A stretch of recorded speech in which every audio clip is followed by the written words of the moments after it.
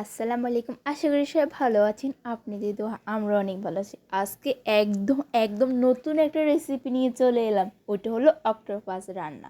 চলুন গিয়ে দেখি প্রথমে অক্টোপাসগুলো ভালোভাবে ধুয়ে পরিষ্কার করে নিলাম। তারপর এইখানে লেবু আর একটু ভিনেগার দিয়ে ভালো করে পানিতে ফুটিয়ে নিব।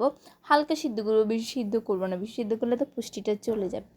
হালকা একটু সিদ্ধ করব যেন অক্টোপাসের গন্ধটা চলে যায়। আর এটা আমি কোন পেজ থেকে নিয়েছি আমি পেজ লিঙ্ক দিয়ে দিব উপরে। আর এটা রান্না কীরকম হচ্ছে আপনারা সবাই দেখবেন। কিছু সিদ্ধ হয়ে আসার পর এটা আমরা এখন তুলে নিব। তুলে আবার ভালো করে ধুয়ে নিব। ধুয়ে একদম সুন্দর করে কেটে নিব। তারপর এখন ছোট ছোট করে পিস পিস করে কেটে নিলাম।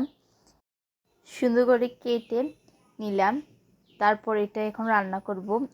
এখানে যে পেস্ট থেকে আমরা নিয়েছি ওইটার নাম দিয়ে দিলাম। এখানে আদা, রসুন আর পেঁয়াজ আর হলুদ, মরিচ, জিরা, ধনিয়া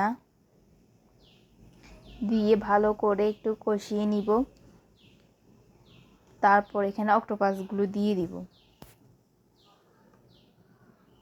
আর লবণ উপর থেকে ছিটিয়ে দিব। দিয়ে একটু পানি দিয়ে পরে সয়া সস আর টমেটো সস দিব। টমেটো সসটা তুলতে একটু মিস্টেক হয়ে গিয়েছে। দেখুন আমাদের অক্টোপাস রান্না হয়ে গিয়েছে।